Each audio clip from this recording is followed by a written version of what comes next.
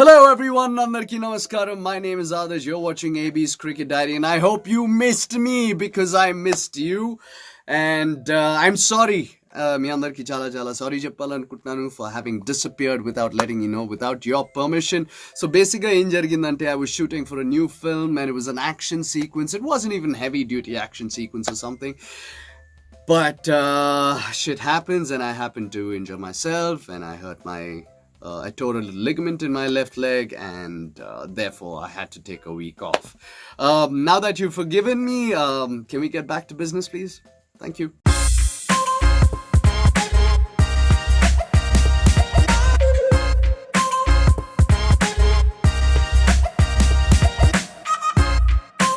The 13th edition of the Dream 11 IPL 2020 is finally done and dusted with, and we do not have a new champion. In fact, we have a 5-time champion and undisputedly the greatest T20 team on the planet. So congratulations to the Mumbai Indians, who were simply outstanding and quite frankly looked unbeatable. Their opposition on the day, the very young and dynamic Delhi Capitals, will vouch for that after having lost 4 games on the trot this season to this mighty Mumbai Indians team. So congratulations to the Mumbai Indians. Very well played and tough luck to the Delhi Capitals. It's time to say hello to our in-house cricketing pundits, Kritika Hello. Naidu and a refurbished Ravi Anthony. Hello Hey, guys, guys. how are you? Welcome back to the planet's most popular cricketing show, Nikki's Cricket Diary. How does it feel to be saying goodbye to a show that's had millions of views and has become the most talked about cricketing show? I don't want to say goodbye. Please, Wow. But yes, it's been a brilliant IPL this time. Getting involved with analysis and watching the games more intensely has been great. I don't think No, you guys absolutely. have ever watched the game, except of course Kritika. It's her job to watch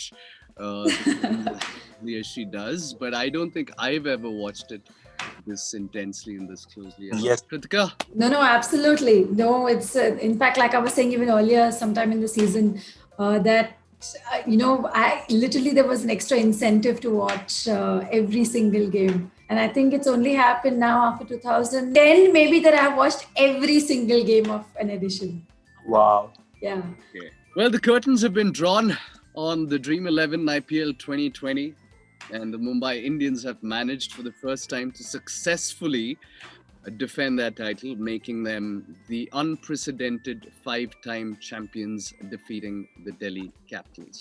They looked invincible, didn't they? Kritika? Did you guys expect anything different? I knew all. I honestly was hoping for something different. The Honestly, stuff I we think. had with the underdog. But Yeah, that's true. But honestly, like a lot of people were hoping that Delhi could, come out on top and beat Mumbai. But honestly, like they were just too strong a side. And I think it's not just this side; it's just their, build up and how they've really planned that has really, showed results. true. And also, if you look at their domestic performances, I mean, the Mumbai Ranji Trophy team, they've won the Ranji Trophy 41 times. And the second closest, I think, is Karnataka with 7 titles or something like that. I mean, that's the kind of gap that Mumbai has had from the rest of the states. So that's in their DNA. That's in the Mumbai DNA, so to speak. And the Delhi Capitals, Anthony, do you think they really fancied their chances against the Mumbai Indians, given the quality they had in their side, especially with the bowling? Definitely. I mean, at the start of the season, who thought Delhi would come to the playoffs? They never made it to the playoffs, and then you have a team which is so tight on bowling this time. I feel they've done a wonderful job. I was hoping they would win, the underdogs, but when Mumbai was winning, I was not too sad also. I was happy that Mumbai was winning. They deserved all of this. And Trent Bolt set the tone for them with that brilliant peach of a delivery first up. As a batsman, you wouldn't want to receive a delivery like that first up, would you? First up, no, definitely no. I think that's what took Stoinis apart. And Trent Bolt has been brilliant this season in the power play. I'm sure that's why they bought him, and he's done the job. No, absolutely. I mean, 15, 16 wickets in the power play is a big deal. It just gives your team that start you need. And with the openers of any side gone, it already puts pressure on the rest of the batsmen. So fantastic. Bolt was absolutely fantastic. Commit the hour, commit the man. Rohit Hitman Absolutely. Sharma. Big match player, isn't he? Yeah. Absolutely. What a time to come and to perform. watch him bat. Back Kritika? in the Indian team also. Oh yeah, back in the Indian team. I mean, that was the BCCI would like to forget this in a hurry. I don't know what they were thinking, when he was there playing for the IPL, not being picked for the Indian team. Well, Exactly. that's the other side, of course, to cricket, as in every other arena. But talk us through the performances of guys like De Kock and Surya and Ishan Kishan and the Pola and the Pandya brothers, the Bolts, the Bumrahs. I mean, This they doesn't stop. virtually had no weak link anywhere. I think the only place Exactly. that was that played a little bit of musical chairs was that third seamers slot with James Pattinson and Coulter.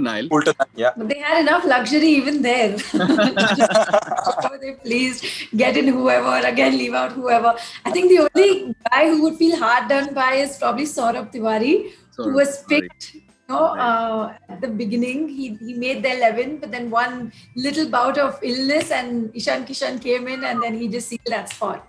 Yeah. That's And how the Rahul game Chahar too. I mean, Rahul Chahar was Yeah. dropped just for the finals. It was just a tactical move. Jayant Yadav came in For and the left-handers. he captured. Exactly. So that's It's just been that kind of season, right, for them? Totally. Yeah. And what about the Delhi Capitals? Where do you think they missed out, Kritika? Season of two halves, really. They started really strong and then they just lost their way in the middle, put a lot of pressure on themselves, really, coming towards the end. That battering against Mumbai in qualifier 1. You still thought that, that they deserve to be in the final, which is probably what happened even after. But then, they just, weren't hitting their straps that they hit early on in the season. Maybe they peaked too soon. Teams like Sunrisers, they peak at the right time later, but these guys peak too soon and they just lost their way from there. True. And if you look at the points table, I mean, Rajasthan Royals right at the bottom of that table with the kind of team that they had, especially with their foreign contingent. And, the Indian guys, also the local Indian guys like Rahul Tewatia, the Jan Parags, the Karthik Tyagis. In spite of being such a good team on paper, they finished last on this table. What does that say about the quality of cricket that we've seen through this tournament?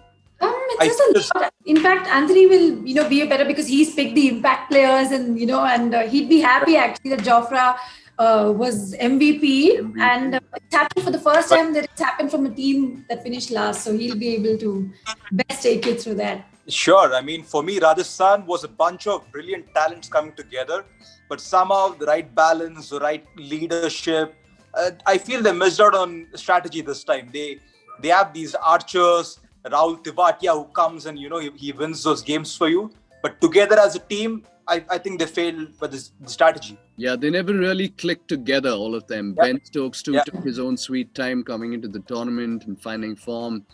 And Steve Smith never really, I mean, he started off quite well, but that was also very scratchy the way he started off. But I guess they really couldn't come together. No, it was just that instability and inconsistency with their 11 that really cost them throughout, right from the start. True. They pressed the panic button too soon in their campaign. Yeah. Right? They didn't trust their team members enough. And there was too much shuffling happening even in the batting order, the bowling order. It was all a big mess. Yeah. Big mess. Well, let's talk about best performers of the year. KL Rahul and Rabada with the orange and purple cap respectively. Yep. And Jofra Archer with that most valuable player tag. What about Rashid Khan? Just 5.47 or something was incredible. That's insane. That's insane to have that kind of economy, even in a 50-over game. I think is pretty good for now, but 5.8 in a T20 format, especially on pitches as docile and flat as the ones in the UAE, simply outstanding. Had to be one of my favorite players of the season. Yeah, same here. Cool. And what about the emerging stars?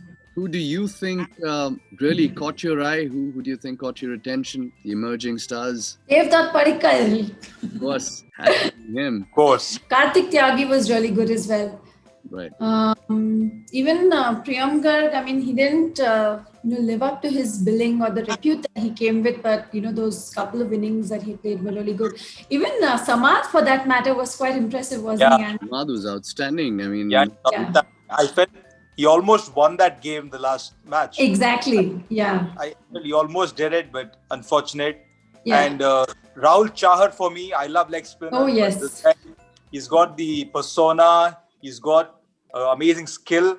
I feel he's someone to watch out for. He's already played for India once, but he's someone to watch out for, even in Test match cricket, is what I feel. Right. I think we've covered all names here, except a couple that really caught my eye. I thought Riyan Parag holds a lot of promise with the bat, and Ravi Bishnoi is a tough customer with the ball. Really plucky guy. He's always coming at you, very aggressive for a leg spinner. I see a lot of Shane Warne in him in terms of the attitude and all of that. And I think he surely has a long way to go. Any other names that we've missed out on, you think? Natarajan. Natarajan. What a story. Rewarded also. Absolutely, justly rewarded. Now for the Indian team. Varun Chakravarti too. Varun Chakravarti. But it's unfortunate that he got his call up to the Indian team and then missed out due to injury. And let's also, now that we've talked about the emerging stars, I think we should take a moment to talk about the fading stars as well.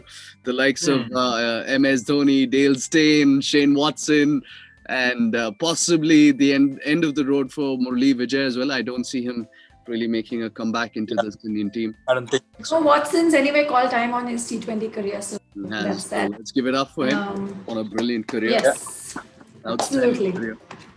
Outstanding, yes. End of the road for MSD, you think? No. Definitely not. Definitely not. Definitely not, huh? Yeah, I think he'd want to kind of redeem himself after this very probably go out on a high then. IPL that he's had, and considering that the IPL is still 5 months away from the next IPL, it shouldn't. For the kind of standards that he's set for himself, he should really. He may have already started training for the IPL for all you know. I'm sure. They're already looking ahead. I mean, CSK were the first team to sort of get eliminated, so they're already looking ahead. So it won't be surprising if Dhoni's already started. Yeah, and he's put his hands up. He's already admitted that, his team, both the coach and the captain have admitted that a lot of the players in their team are over the hill, and it's time to infuse some. That's a start, isn't it? Blood. Sorry?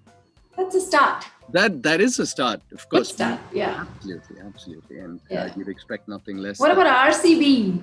RCB, oh man, that's one team that really needs to get their act together. They've always been a team with good players, but somehow something's not coming together. Can you put your finger on something? Not really. I felt they played a great cricket this season, and they actually surprised me, the RCB. No, I don't know. It just wasn't their day, to be honest. I just feel like there's just, again, like a lot of over-reliance, in fact, on AB and Virat to fire. Even though Devdutt Padikkal sort of took that pressure off the season, it still, is up to them to really finish it off, or even their death bowling. It's improved marginally, but it's still a concern for them. And their bowling is largely dependent on Yuzvendra Chahal. Yes, more often than not delivers for them. But then I think this season we've seen the likes of Saini and Siraj contributing. Of course, Washington Sundar has always been very economical in the power play, and he's been fantastic. Just hasn't come together. Also, Virat Kohli's strike rate this season at 115, 120, I think it was. He never really got going.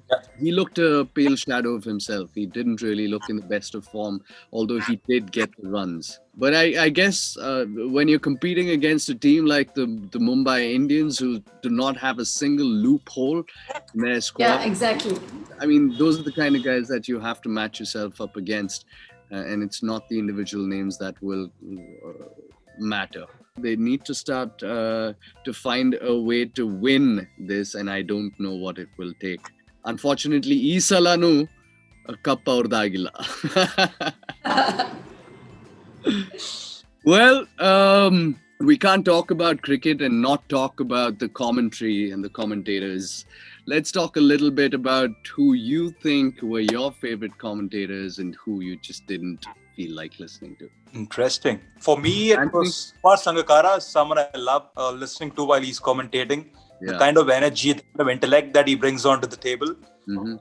Pommy Bangwa is funny. And then there's, what's his name? Danny Morrison. The guy who's always jumpy.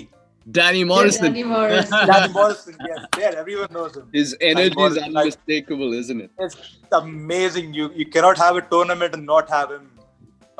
Dean Jones, massive respect. He's not here with us anymore. And it's been a great bunch of commentators who's been running the show. Murli Karthik with all his flamboyance, with his dressing, and you know how he comes out there with the swag. Yeah, it's a bunch of amazing commentators. Kritika?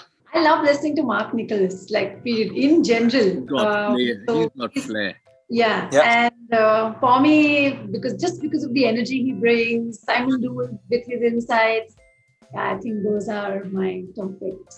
For me, it would have to be Mark Nichols, just for his flair and flamboyance. He's just so smooth with his words. And KP, Kevin Peterson, I thought had some fantastic insight along with Kumar Sangakkara. And Ian Bishop, for me, I thought was a standout performer in terms of that He's brilliant. Yeah. He had pearls of wisdom.